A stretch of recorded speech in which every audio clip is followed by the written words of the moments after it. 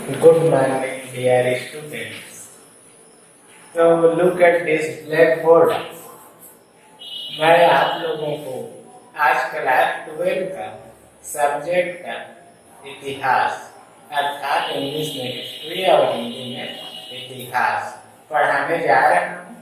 तो देखिए, look at this blackboard. Class 12 subject का हिस्टोरी अर्थात विषय इतिहास, अध्याय पहला। और अध्याय पहला का हेडिंग है प्यारे, ईट मनके तथा अस्थियां हड़प्पा सभ्यता।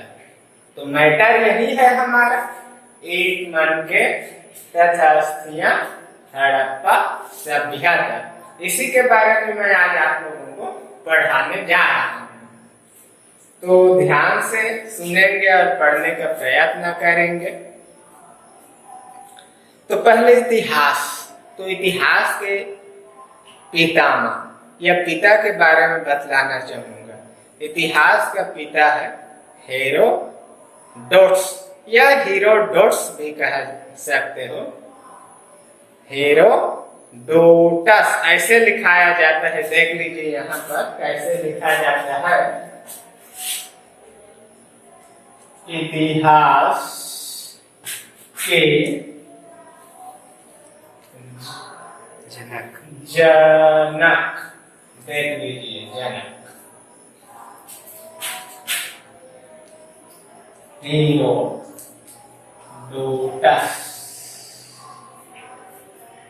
तो ये है इतिहास के पिता। और भारत के इतिहास के जनक किसे माना जाता है पता है आप लोगों को? मेगास्थनीज को। तो अब मैं विषय कोर्स की ओर लेकर चलता हूं आप लोगों से। ये था थोड़ा बहुत टाइटल शॉर्टकट रूप से। हमारा अध्याय फर्स्ट हेडिंग मैंने बताया, ईट मनके तथा अस्थियां हड़प्पा सभ्यता।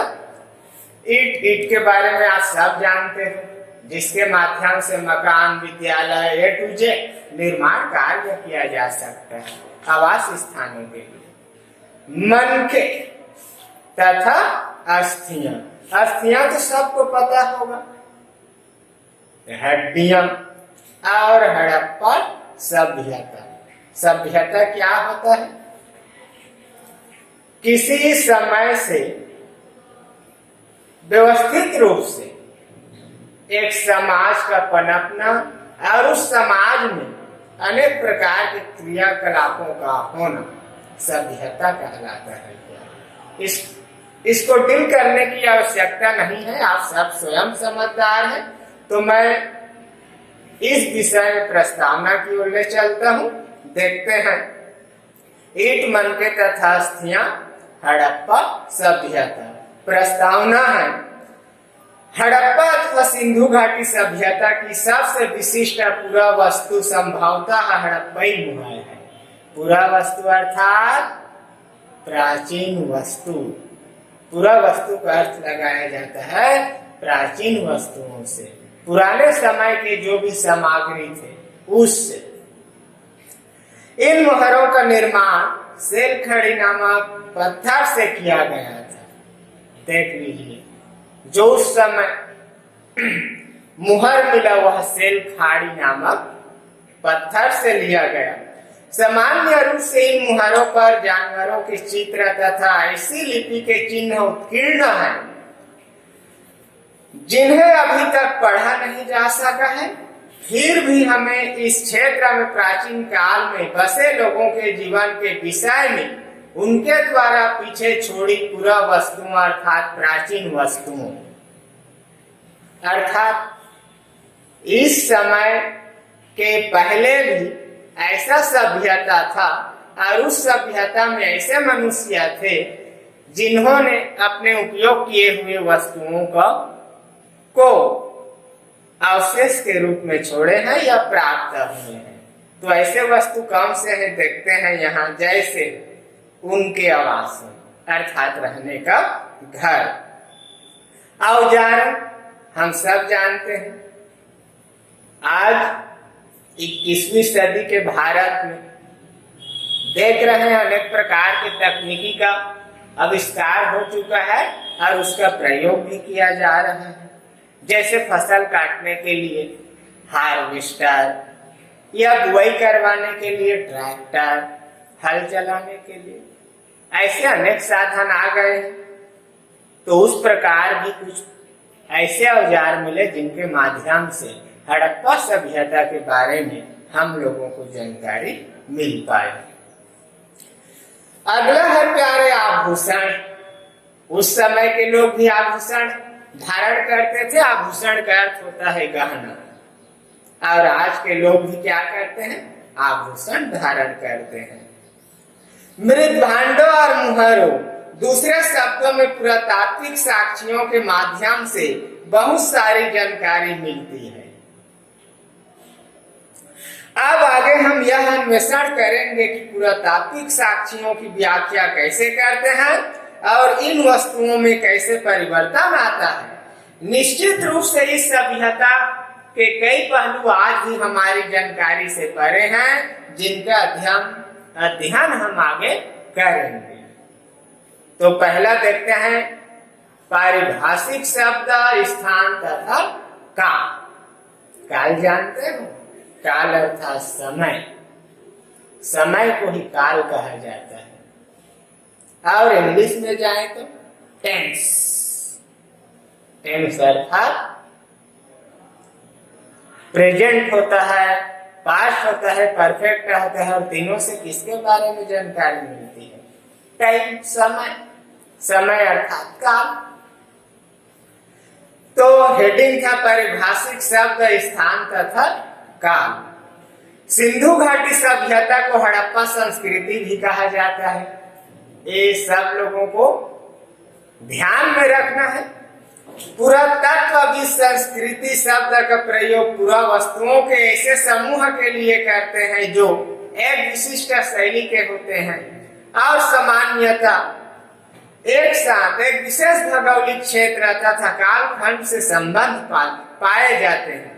हड़प्पा सभ्यता के संदर्भ में इन विशिष्ट पूरा वस्तुओं में मुहर, मनके, पाट, पत्थर के फलक, फलक अर्थात चित्र और पकी हुई ईंटें सम्मिलित है। ये वस्तुएं अफगानिस्तान, जम्मू, बलूचिस्तान, पाकिस्तान तथा गुजरात जैसे क्षेत्रों में मिली है, जो एक दूसरे से लंबी दूरी पर स्थित है। और मानचित्र एक में देखिए प्यारे, मन के बाट तथा फलक का चित्र बताया गया है, देख लीजिए। ये है मानचित्र 1 हमारा दिखाई दे रहा है। इस सभ्यता का नामकरण हड़प्पा नामक स्थान जहां यह संस्कृति पहली बार खोजी गई थी के नाम पर किया गया। प्रश्न पूछा जा सकता है, बोर्ड में कई बार पूछा गया है, हड़प्पा सभ्यता को सिंधु सभ्यता के नाम से क्यों जाना जाता है? तो आप लोगों को आना चाहिए। इसका काल निर्धारण लगभग 2600 और 1900 ईसा पूर्व के बीच किया गया था। ईसा पूर्व अर्थात जानते हो आप लोग, ईसा मसीह के जन्म के समय की बात है। उसी से आशय लगाया जाता है ईसा पूर्व। तो एक बार पुनः ध्यान दीजिए, इस काल का निर्धारण लगभग 2600 और 1900 ईसा पूर्व के बीच किया गया है। इस क्षेत्र में इस सभ्यता से पहले और बाद में भी संस्कृतियां अस्तित्व में थी, जिन्हें क्रमशः आरंभिक तथा परवर्ती हड़प्पा कहा जाता है। देख लो, अभी हम लोग जिस हड़प्पा के बारे में पढ़ रहे हैं उसके पहले भी सभ्यता थी, और उस सभ्यता को आरंभिक या परवर्ती हड़प्पा के नाम से जाना जाता है। इस बात को भी ध्यान में रखना अति आवश्यक है। समझ आ रहा है? Yes sir.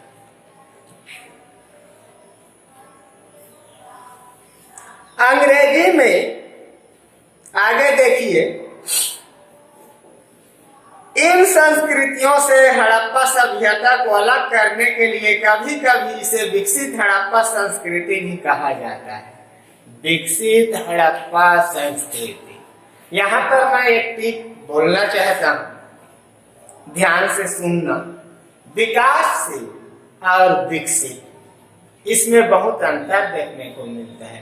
विकासशील जैसे विकास के मार्ग पर चल रहा है, जैसे कि हमारा भारत, और विकसित जो पूर्ण रूप से हर प्रकार से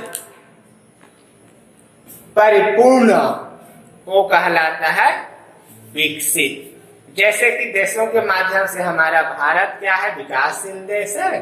और यहाँ देखें तो संयुक्त राज्य अमेरिका या सोवियत संघ रूस, इसको हम विकसित देशों के रूप में देख सकते हैं। इसके आगे है प्यारे, अंग्रेजी में बीसी, हिंदी में ईसा पूर्व का तात्पर्य बिफोर क्राइस्ट। ईसा पूर्व से है, तिथियों से पहले एडी, हिंदी में ई। यह एनो डामनी नामक दो लैटिन शब्दों से बना है। किन शब्दों से? दो शब्दों से, एनो डामिनी। इसका तात्पर्य ईसा मसीह के जन्म के वर्ष से है। वर्तमान में एडी के स्थान पर सीआई तथा बीसी के स्थान पर बीसीआई का प्रयोग होता है। यहाँ सीआई का प्रयोग कॉमन एरा तथा बीसीआई का प्रयोग बिफोर कॉमन एरा के लिए किया जाता है। विश्व के अधिकांश देशों में कॉमन एरा का प्रयोग सामान्य हो गया है। कभी कभी अंग्रेजी में हम अंग्रेजी के बीपी का प्रयोग करते हैं। बीपी का प्रयोग, बीपी अर्थात जानते हो आप लोग? बीपी, बिफोर प्रेजेंट, इसे बीपी कहा जाता है। और बहुत से लोग बीपी का असर ब्लड प्रेशर से भी लगाते हैं, किंतु हमको ब्लड प्रेशर पर नहीं जाना है। बीपी का तात्पर्य है बिफोर प्रेजेंट। तो मैं अपनी वाणी को यहीं पर विराम देता हूँ। आज के लिए इतना ही है। इसमें प्रश्न लिख लीजिए आप लोग, और जो नहीं जुड़े हैं, हमारे चैनल को सब्सक्राइब नहीं कर पाए हैं, वो अभिलंब हमारे चैनल को सब्सक्राइब करें और हमारे जो पढ़ाई का माध्यम है उसका लाभ उठाएं। धन्यवाद। किंतु उसके पहले एक प्रश्न देख लीजिए, आप लोग लिख लीजिए। अभी जो पढ़ाया हूँ उस चैप्टर का प्रश्न है, हड़प्पा सभ्यता को सिंधु घाटी सभ्यता के नाम से क्यों जाना जाता है? ये पहला प्रश्न। और दूसरा प्रश्न लिखिए प्यारे, हड़प्पा सभ्यता का काल निर्धारण बताइए। अर्थात कब से कब तक के काल को हड़प्पा सभ्यता के नाम से जाना गया है। तो कल मैं आप लोगों को इसके आगे पढ़ाऊंगा 1.1 प्रारंभ। धन्यवाद।